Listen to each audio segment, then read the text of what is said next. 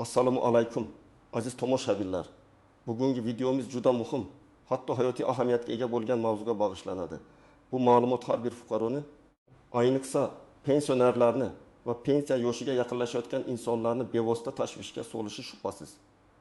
Bugun men sizga kimlarga pensiya miqdoriga sezilarli darajada qo'shimcha mablag' qo'shilishi, kimlar esa bu o'zgarishlardan hech qanday naf ko'rmasligi haqida barcha sirlarni ochib beraman. Bu ma'lumotni bilish nafaqat sizning kelajagingizni belgilaydi, balki ko'plab xatoliklarning oldini olishga ham yordam beradi. Shuning uchun hoziroq kanalimizga obuna bo'lib, ushbu videoga like bosishni unutmang. Chunki siz hozir eshitadiganlar mutlaqo hayotingizni o'zgartirishi mumkin. Keling, avval vaziyat qanday bo'lgani va hozir nimalar o'zgarganini bir ko'zdan kechirsak. Ilgari pensiya tizimi biroz murakkab va ba'zan tushunarsiz edi. Pensiya miqdori asosan ish staji va ish haqi miqdoriga bog'liq bo'lsa-da, ba'zi kategoriyalar uchun imtiyozlar yoki qo'shimchalar mavjud edi. Biroq bu imtiyozlar barcha uchun birdek oshkora emas edi. Ko'pchilik ulardan bexabar edi. Pensiyalarni qayta hisoblash jarayonlari ham ma'lum bir tartibda amalga oshirilsa-da, har bir kishi uchun individual yondashuv yetishmas edi. Bu esa ko'plab pensionerlar orasida adolatsizlik hissini uyg'otardi. Chunki ba'zilar uzoq yillar mehnat qilgan bo'lsa-da, pensiyasi unchalik katta bo'lmasdi. Boshqalar esa turli sabablarga ko'ra nisbatan yaxshiroq pensiya olishardi. Pensiya yoshiga yetgan fuqarolar uchun esa qaysi hujjatlar kerak, qayerga murojaat qilish lozim kabi savollar doim dolzarb bo'lib qolaverardi. Axborot olish qiyin bo'lgani sababli ko'pchilik o'z huquqlarini to'liq bilmas va shunga yarasha harakat qila olmas edi. Shuningdek, nafaqadagi shaxslar uchun pensiya miqdorini oshirish mexanizmlari ham yillik inflyatsiya ko'rsatkichlaridan ortda qolib ketish holatlari tez-tez kuzatilardi. Bu esa ko'plab keksa yoshdagi insonlarimizning turmush darajasiga salbiy ta'sir ko'rsatar edi. Endi esa vaziyat tubdan o'zgardi. Hukumatimning so'nggi qarorlari va prezidentimning farmonlari pensiya tizimida katta islohotlarga yo'l ochdi. Asosiy e'tibor pensiyalarning adolatli hisoblanishini ta'minlashga va inflyatsiya ta'sirini kamaytirishga qaratilgan. Yangi tartibga ko'ra pensiyalar nafaqat ma'lum 1% ga indeksatsiyalanadi, balki ba'zi toifalar uchun sezilarli miqdorda oshirish mexanizmlari joriy etildi. Bu o'zgarishlarning asosiy maqsadi uzoq yillar davomida vijdonan mehnat qilgan, davlat va jamiyat taraqqiyotiga o'z hissasini qo'shgan shaxslarning qadrini oshirish, ularning munosib keksalik davrini ta'minlashdir. Pensiyalarni hisoblashdagi yangi yondashuvlar shaffoflikni oshirishga va har bir fuqaro o'zining pensiya miqdori qanday shakllanayotganini tushunishiga imkon beradi. Bundan tashqari, axborot texnologiyalaridan foydalanish orqali pensiya xizmatlarini ko'rsatish sifati ham sezilarli darajada yaxshilandi. Bu esa murojaatlarni tezroq va samaraliroq ko'rib chiqishga yordam beradi. Pensiya tizimini raqamlashtirish jarayonlari jadal olib borilmoqda. Bu esa kelajakda hujjatbozlik va ovoragarchilikni sezilarli darajada kamaytiradi. Endi biz aynan kimlarga ushbu katta miqdordagi qo'shimcha pullar qo'shilishi va kimlar buning natijasida hech nimasiz qolishi mumkinligi haqida batafsilroq gaplashamiz. Keling, kimlarning pensiya miqdori sezilarli darajada oshishini batafsil ko'rib chiqamiz. Birinchi toifa bu uzoq yillar davomida aniqrog'i belgilanganidan ko'proq ish stajiga ega bo'lgan fuqarolar. Avvalgi qonunchilikka ko'ra pensiya stajining eng yuqori chegarasi bor edi. Misol uchun erkaklar uchun 35 yil, ayollar uchun 30 yil stajdan keyin qo'shimcha staj uchun pensiya hisoblashda katta ahamiyat berilmasdi. Biroq yangi islohotlar doirasida bu cheklovlar yumshatildi yoki butunlay olib tashlandi. Endi har bir ortiqcha yil staj uchun pensiya miqdoriga sezilarli qo'shimcha koeffitsiyentlar qo'llaniladi. Tasavvur qiling, bir inson gardim yil, boshqasi garim 5 yil ishlagan bo'lsa, ularning pensiyalarida endi sezilarli farq bo'ladi. Masalan, Ahmad aka yarim yil ishlagan, shundan 35 yil rasmiy staj hisoblangan. Yangi tartibga ko'ra uning 5 yillik qo'shimcha staji ham to'liq hisobga olinib, har bir qo'shimcha yil uchun uning pensiya miqdoriga bazaviy hisoblash miqdorining ilk bo'ldi yoki undan ko'proq qo'shilishi mumkin. Bu, masalan, uning pensiyasiga 500 ming so'm yoki undan ko'proq qo'shimcha degani bo'lishi mumkin. Bu uning umumiy pensiya miqdoriga qarab, bu holatda Ahmad akaning pensiyasi masalan 2 million so'mdan 2,5 million so'mga o'sishi mumkin. Bu juda sezilarli o'zgarish. Ikkinchi toifa bu o'rtacha ish haqi yuqori bo'lgan ayniqsa pensiya chiqishdan oldingi oxirgi yillarda yaxshi maosh olgan fuqarolar. Pensiya hisoblashda ish haqi miqdori doim muhim rol o'ynagan. Ammo yangi qoidalar pensiya hisobini amalga oshirishda hisobga olinadigan eng yuqori ish haqi chegarasini oshirdi yoki butunlay olib tashladi. Ilgari pensiyani hisoblashda inobatga olinadigan eng yuqori ish haqi odatda respublika o'rtacha ish haqining ma'lum bir karraligidan oshmas edi. Masalan, 10 barobardan. Bu esa yuqori maosh olgan mutaxassislarning pensiyasini kesib tashlashga olib kelardi. Endi esa bu cheklovlar kamaytirilgan sababli yuqori maosh olgan shaxslarning pensiyalari ham munosib darajada hisoblanadi. Misol uchun, bank sohasida yuqori lavozimda ishlagan va oxirgi 5 yilda oylik maoshi 15 million so'mdan ortiq bo'lgan Dilshod aka pensiyaga chiqayotganda, uning pensiyasi endi avvalgidek kesib olinmaydi. Agar eski qoidalar bo'yicha uning pensiyasi maksimal 10 million so'm atrofida bo'lgan bo'lsa, yangi qoidalar bilan bu miqdor 6-7 million so'mga yetishi mumkin. Chunki uning yuqori maoshi to'liqroq hisobga olinadi. Bu esa yuqori malakali mutaxassislar uchun katta rag'batdir. Uchinchi toifa bu ayrim ijtimoiy himoyaga muhtoj yoki maxsus toifadagi fuqarolar. Masalan, nogironligi bor shaxslar, boquvchisini yo'qotgan oila a'zolari, shuningdek Chernobil AESdagi avariya oqibatlarini bartaraf etishda qatnashganlar yoki harbiy xizmatchilar. Ularning pensiyalariga doimiy ravishda qo'shimcha ustamalar belgilanadi. Yangi qonunchilikda bu toifalar uchun nafaqat mavjud ustamalar saqlab qolindi, balki ularning miqdori oshirildi yoki yangi turdagi qo'shimchalar joriy etildi. Misol uchun, guruh nogironligi bor shaxsning nafaqasi ilgari 5 million so'm bo'lgan bo'lsa, endi uning bazaviy nafaqasiga qo'shimcha ravishda ma'lum bir foizda ustama qo'shilishi bilan bu miqdor 2 million so'mga ko'tarilishi mumkin. Bu esa ularning turmush sharoitini yaxshilashga qaratilgan muhim qadamdir. 4-toifa bu pensiya yoshiga yetgan, lekin ish staji yetarli bo'lmagan, biroq farzand tarbiyasi bilan band bo'lgan ayollar. Ilgari farzand tarbiyasi davri ish stajiga faqat ma'lum bir muddatgacha kiritilar edi. Bu esa ko'pchilik ayollarning pensiya olish imkoniyatini cheklardi. Yangi qonunlarga ko'ra farzand parvarishlash davri, ayniqsa ko'p farzandli onalar uchun ish stajiga ko'proq hisobga olinadi. Bu shuni anglatadiki, 3 yoki undan ortiq farzandni tarbiyalagan ayollarning pensiya stajiga har bir farzand uchun belgilangan muddatdan ko'proq vaqt qo'shilishi mumkin. Masalan, Mohira opa ertalabdan kechgacha 3 nafar farzandini tarbiyalagan. Rasmiy ish staji esa atiga 10 yil. Ilgari bu staj pensiya olish uchun yetarli bo'lmasdi. Yangi tartibga ko'ra uning farzand parvarishlash davrlari ham to'liqroq hisobga olinishi bilan uning umumiy staji pensiya olish uchun yetarli darajaga yetkaziladi va unga kamida bazaviy pensiya miqdori belgilanadi. Bu esa Mohira opa kabi ayollar uchun juda katta yordamdir. Endi esa kimlar bu katta o'zgarishlardan hech nimasiz qolishi mumkinligi haqida gaplashaylik.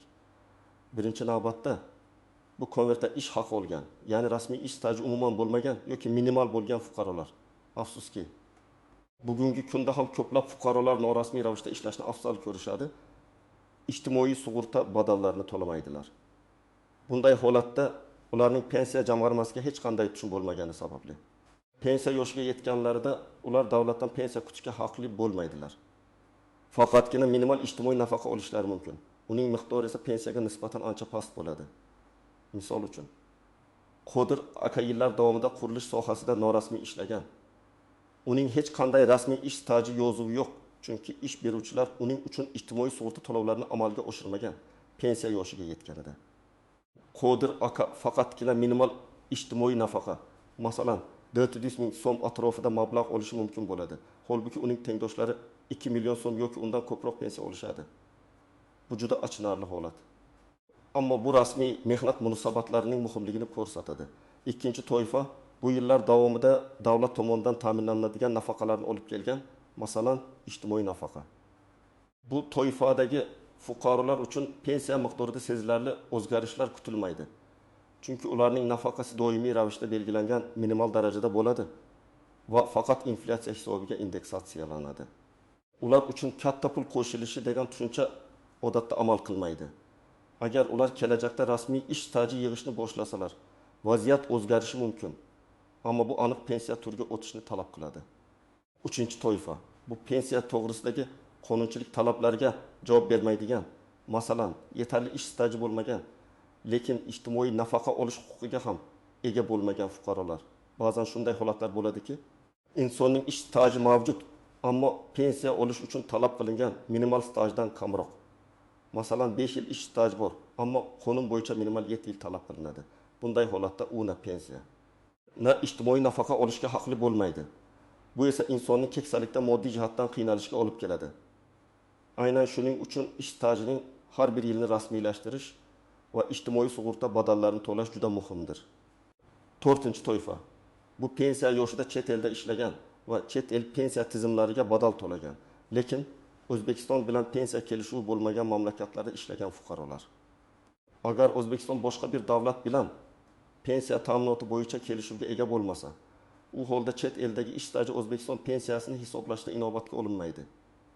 Bunday holda O'zbekistonda hech qanday rasmiy stajga ega bo'lmagan fuqaro faqatgina ushbu chet el pensiyasiga umid qilishi mumkin. Agar u O'zbekistonda ma'lum bir muddat ishlagan bo'lsa ham, chet el staji hisobga olinmasligi sababli uning O'zbekistondagi pensiya miqdori sezilarli darajada kam bo'ladi. Endi esa o'zgarishlarning ba'zi bir noaniq jihatlari va tuzoqlariga to'xtalib o'tamiz. Birinchidan, pensiya hisoblashda hisobga olinadigan ish haqi davri har doim ham pensiya yoshiga chiqqan shaxsning eng manfaatli davri bo'lavermaydi. Ba'zida avvalgi yillarda olingan maoshlar yuqoriroq bo'lgan bo'lishi mumkin. Pensiya fondi xodimlari sizga eng qulay hisoblash variantini taklif qilishlari shart. Biroq ko'pchilik bu huquqini bilmagani uchun odatda so'nggi 5 yil yoki 10 yil maoshi asosida pensiya hisoblanib qolaveradi. Siz esa agar xohlasangiz 15 yillik ish davridagi istalgan 5 yilni tanlab, undagi eng yuqori maoshlaringizni pensiyangizga hisoblashni talab qilishingiz mumkin. Bu juda muhim nuans. Ikkinchidan, ayrim kasb egalari uchun, masalan, tibbiyot xodimlari, o'qituvchilar, konchilar, harbiy xizmatchilar uchun maxsus imtiyozlar va qo'shimchalar mavjud. Bu imtiyozlar odatda ularning sog'liqqa zararli yoki og'ir sharoitlarda ishlaganligi yoki davlat xizmatidagi alohida xizmatlari bilan bog'liq bo'ladi. Bu imtiyozlar qonun bilan belgilangan bo'lib, ular pensiya miqdoriga sezilarli qo'shimchalar beradi. Biroq ko'pchilik ushbu imtiyozlar haqida to'liq ma'lumotga ega emas va ulardan foydalana olmaydi. Masalan, shifokorlar uchun belgilangan maxsus xizmat davrlari umumiy ish stajiga nisbatan yuqori koeffitsient bilan hisoblanishi mumkin. Agar shifokor doimiy ravishda xavfli bo'limda, masalan, yuqumli kasalliklarga shifoxonasida ishlagan bo'lsa, uning har bir ish yili 5 yoki hatto 2 yil deb hisoblanishi mumkin. Bu esa uning umumiy pensiya stajini tezda oshiradi va pensiya miqdoriga ijobiy ta'sir ko'rsatadi. Bu kabi holatlarni bilish va tegishli hujjatlarni taqdim etish zarur. Uchinchidan, rasmiy pensiya tizimida mavjud bo'lgan, ammo ko'pchilik bilmaydigan ba'zi bir yashirin imtiyozlar bor. Masalan, nogiron farzandini tarbiyalagan onalarning pensiya yoshi pasaytirish imkoniyati. Qonunchilikka ko'ra, agar ona nogironligi bo'lgan bolani 8 yoshga to'lgunicha tarbiyalagan bo'lsa, unga pensiya yoshini qisqartirish imtiyozi beriladi. Bu esa ayolning belgilangan yoshdan ancha oldin pensiyaga chiqishiga imkon beradi. Lekin ko'pchilik onalar bu imtiyozdan bexabar. Yana bir misol, oila a'zosi bo'lgan keksa yoshdagi mehnatga layoqatsiz shaxslarni parvarishlash davri ham ma'lum sharoitlarda ish stajiga qo'shilishi mumkin. Bu imtiyozlar haqida pensiya jamg'armasi mutaxassislaridan batafsil ma'lumot olish lozim. 4-dan, pensiya miqdorini aniqlashda inflyatsiya omilining ta'siri. Garchi davlat pensiyalarini indeksatsiyalashtirsa-da, ba'zida inflyatsiya sur'atlari pensiya o'sishidan yuqori bo'lishi mumkin.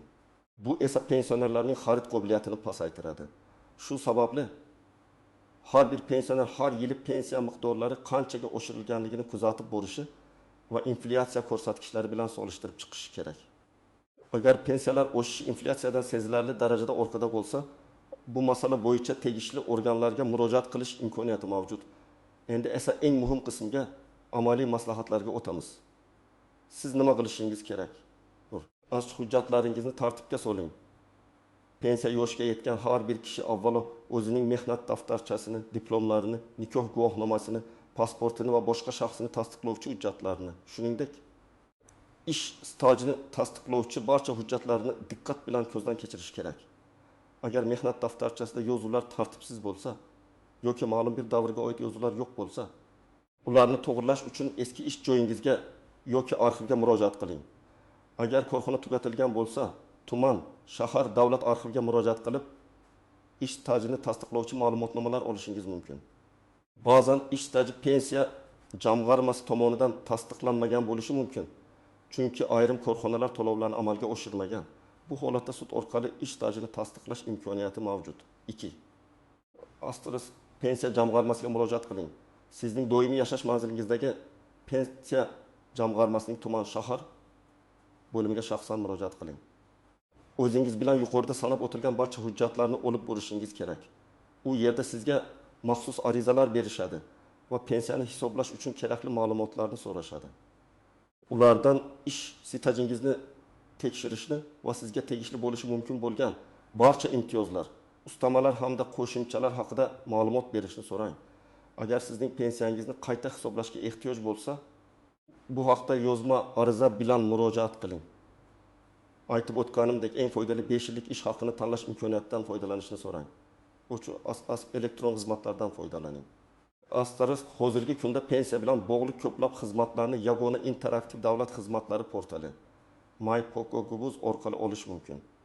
Bu yerda siz ish stajingiz haqidagi ma'lumotlarni olishingiz, pensiya hisoblashning dastlabki taxminiy variantini ko'rishingiz va hatto pensiya tayinlash uchun onlayn ariza berishingiz mumkin. Bu sizning vaqtingizni tejaydi va ovoragarchilikni kamaytiradi. Lekin shaxsiy maslahat olish va hujjatlarni to'liq topshirish uchun pensiya jamg'armasi shaxsan borish baribir muhim. Daras hukumatning call centerlariga murojaat qiling. Agar sizda savollar paydo bo'lsa yoki pensiya fondi xodimlarining javoblaridan qoniqmasangiz, hukumatning BIM yoki BIM birimdagi yoki Moliya vazirligining pensiya masalalariga oid ishonch telefonlariga qo'ng'iroq qilib maslahat olishingiz mumkin. Bu raqamlar orqali sizga aniq va to'g'ri ma'lumot berishadi. Shuningdek, agar kerak bo'lsa, murojaatingizni ro'yxatga olib, tegishli choralar ko'rilishini ta'minlashadi.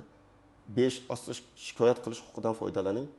Astrolis agar pensiya tayinlash yoki qayta hisoblashda adolatsizlikka duch kelsangiz, siz yugurib turuvchi pensiya jamg'armasi organlariga, Moliya vazirligiga, Prezident xalq qabulxonasiga yoki sudga murojaat qilish huquqiga egasiz.